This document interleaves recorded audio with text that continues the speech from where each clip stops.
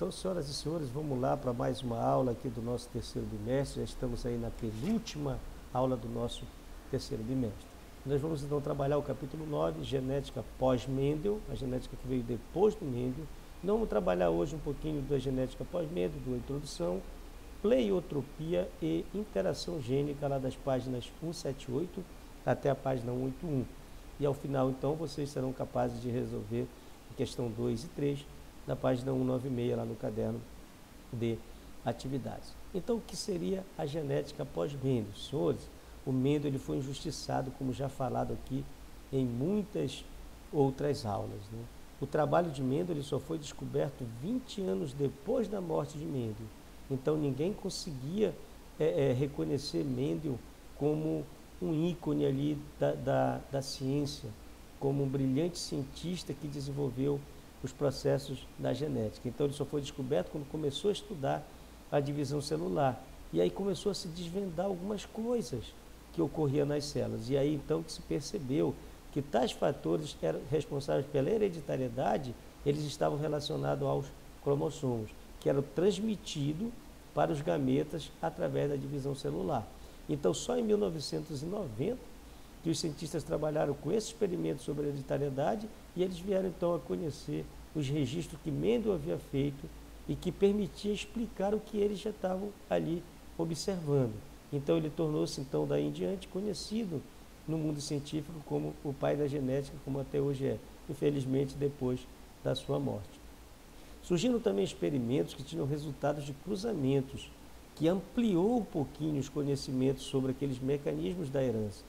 Então, ele chamou de as proporções fenotípicas que eram obtidas, nem sempre eram iguais àquelas previstas para os casos de segregação independente, que foi prevista por Mendel. Então, ampliou-se um pouquinho o conhecimento de Mendel, por isso chama-se de genética pós-Mendel. E o que seria, então, a pleiotropia, senhores? Pleiotropia é a denominação utilizada para definir o estado de um gene quando esse possui mais de uma atuação sobre o fenótipo, ou seja, é um mecanismo genético controlador de várias características a partir da expressão de um único gene. Vejamos só aqui um exemplo. A pleiotropia, ela é um único gene que vai ali trazer vários fenótipos.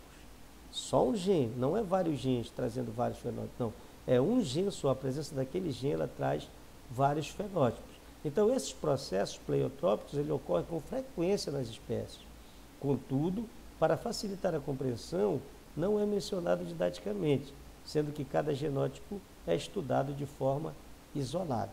Eu vou te dar um exemplo aqui de um caso onde a pleiotropia ela é bem vista, ela é bem enxergada. Existe uma doença chamada de fenilcetonúria.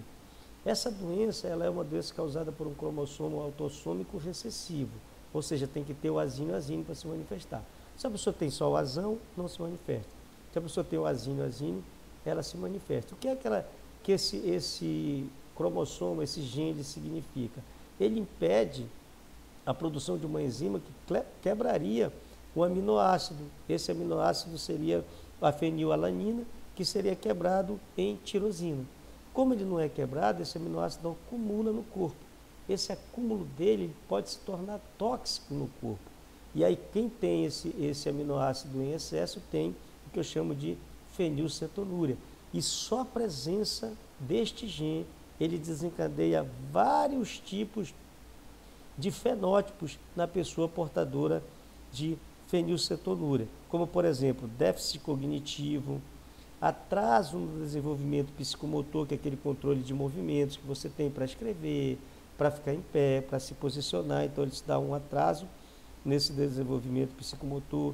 Você pode ter convulsões, você pode ser hiperativo, você pode ter tremores, você pode ter microcefalia, que é quando reduz o cérebro, reduz a cabeça. Então perceba que só um gene, ele conseguiu te dar todos esses fenótipos. Então isso é um exemplo bem clássico de pleiotropia. Então a ação da pleiotropia ela vai ocorrer de forma contrária às interações gênicas, que é o próximo assunto que nós vamos falar aqui rapidinho. Por quê? Porque ela proporciona interações de 2 ou mais genes. Na interação gênica, a interação de 2 ou mais genes e reguladores frente a um caráter. Então, interagem dois ou mais genes para a produção de um caráter, para a produção de um fenótipo. Na pleiotropia, não, é um único gene que vai, então, trabalhar sozinho para ali desencadear vários fenótipos. Então, exemplos pleiotrópicos. Nós temos um gene determinante no condicionamento da coloração das flores. Flores púrpuras, tem um gene para essas flores. Esse mesmo gene também ele determina a cor da casca da semente, que é cinza. Este mesmo gene ainda, ele vai trazer aquelas manchas arroxeadas nas proximidades das estípulas em ervilhas, que é a mesma planta que foi estudada pelo Mendel. Então, só um gene ali trazendo vários fenótipos, mas a fenilcetonúria é uma que é bem cobrada lá no Enem, que os senhores vão estar fazendo, né? E já fizeram aqui nesse dia, nesse final de semana. Então, exemplo de interações gênicas, a variação na cor da pele do ser humano também, que aí vai ser alguns genes da interação gênica, vai ser vários genes para essa situação aqui da cor da pele. Por exemplo, quanto mais genes você tiver para a cor da pele, mais escura vai ser a sua pele. Então, na pleiotropia, um gene condiciona ou influencia mais de uma característica do indivíduo. Nas interações gênicas, dois ou mais genes interagem entre si, ou seja, um par para determinar uma única característica. Como exemplo da interação gênica, nós temos a epistasia, nós vamos ter a epistasia dominante, a epistasia recessiva e a epistasia dupla recessiva. E o que é que ela ocorre então, senhores? Ela vai ser uma espécie de anulação da ação, um gene anula o outro. Por exemplo, um frango tem ali um gene para a cor da pelagem ser amarela, mas se tiver um outro gene, ele pode impedir aquela característica de desenvolver, ou ele pode deixar ela se desenvolver. Então, na epistasia, um gene anula o trabalho de um outro, anula a manifestação de um outro. E na herança poligênica, nós temos assim uma união de forças de genes.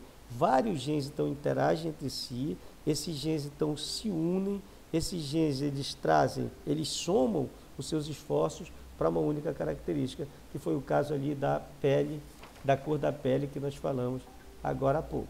Então, senhores, o que nós tínhamos para a aula de hoje era isso. Eu espero que os senhores tenham compreendido um pouquinho, aprofundem lá os conhecimentos dos senhores. Qualquer dúvida, então, os senhores me chamem lá no WhatsApp. Até a próxima.